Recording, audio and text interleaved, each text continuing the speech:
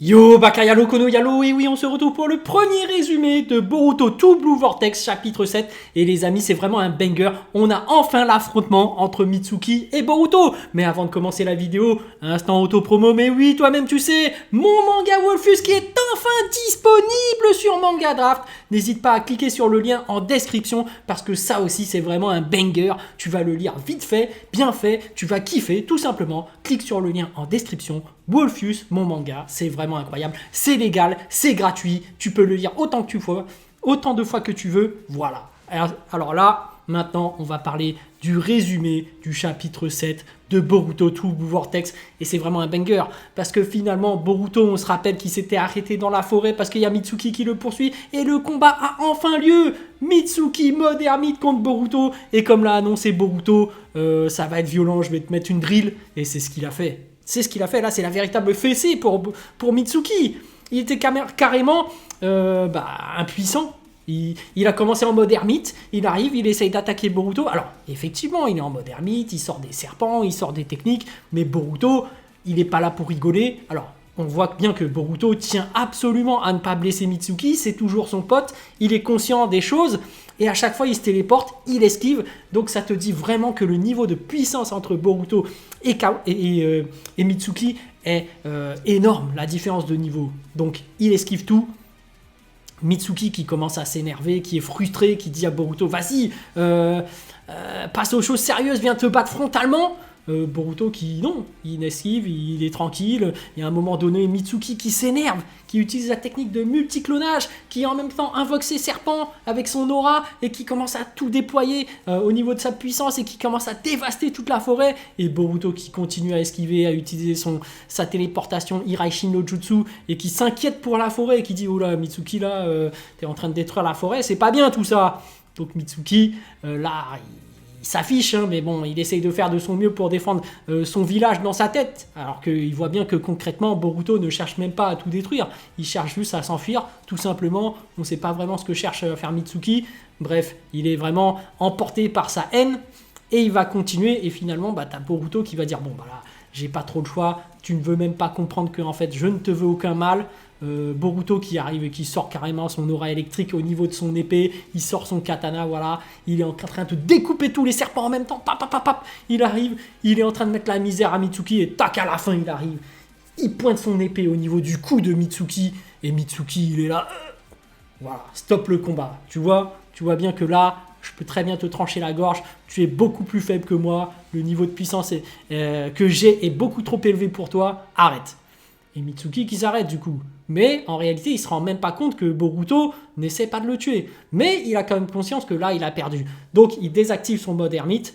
Et là, vu que Boruto, il peut communiquer plus ou moins avec Mitsuki, il essaye de le convaincre par rapport à cette histoire de « je suis ton soleil et tu es la lune ». Donc, on voit bien que Boruto essaie de renouer les liens avec Mitsuki et essaie de faire tomber cette haine qu'il a profonde envers Kawaki de base.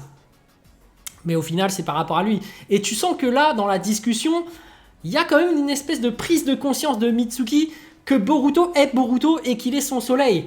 Et il est en train de se dire, attends, t'es vraiment mon soleil ou t'es pas vraiment mon soleil? Il commence quand même à se poser des questions. Mais comme l'omnipotence est tellement puissant et que les brides de mémoire restent toujours ancrées en lui, que Boruto est Kawaki et qu'il faut vraiment le buter parce que c'est lui qui a abattu le Naruto, qui a battu Hinata et tout ça. Finalement, malgré ça, il va quand même utiliser son sort de serpent pour essayer d'enrouler Boruto et essayer de l'avoir par surprise, comme il a fait avec Kawaki, mais finalement Boruto qui va encore se téléporter. Et franchement, cette technique ne marche pas, hein. L'encoulement du serpent autour de la personne, on a vu que Orochimaru avait tenté le coup avec cette technique contre Itachi. Itachi met le Genjutsu, hop, terminé. Donc là, Mitsuki, tu vois bien que cette technique n'est pas utile. Mais finalement, voilà.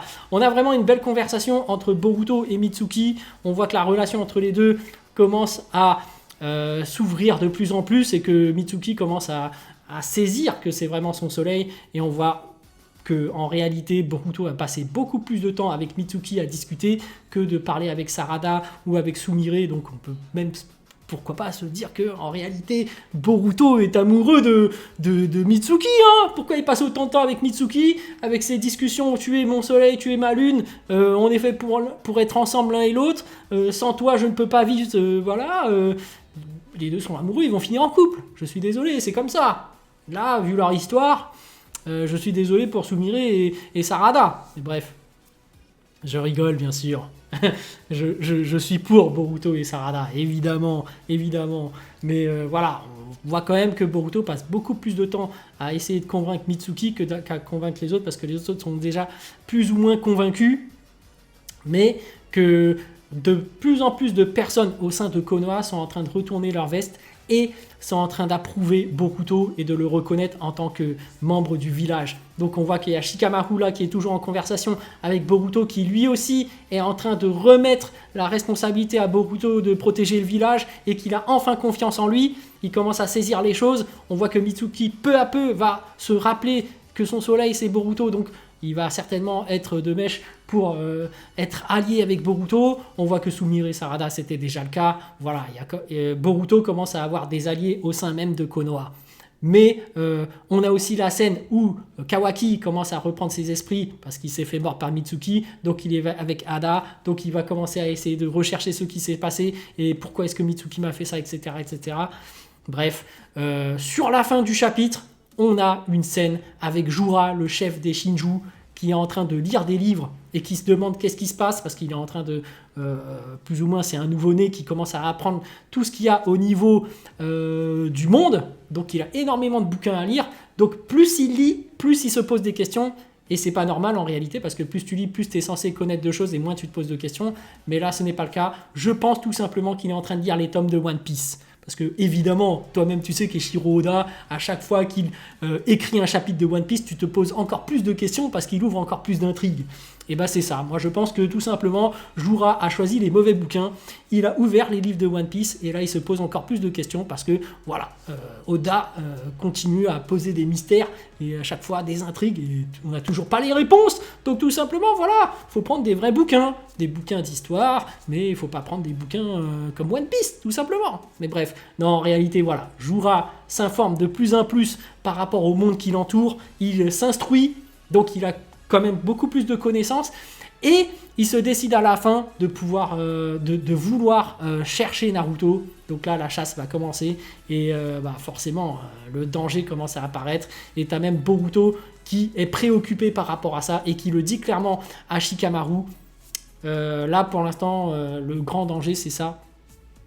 Donc voilà, petit résumé du chapitre 7 de Boruto True Blue Vortex. J'espère que ça vous a plu, mais bien évidemment, comme d'habitude, il y aura la fameuse vidéo avec les images animées sur ma chaîne Je Fonce Plus. Donc n'hésite pas à aller voir sur Je Fonce Plus toutes les vidéos qu'il y a jusqu'à présent. Allez, sur ce, je vous dis donc à plus dans le bus, ou plutôt à plus tard dans le car, ou plutôt à bientôt dans le bateau. Et n'oubliez pas, Wolfus, mon manga, cliquez sur le lien en description et allez voir ce banger. Ciao!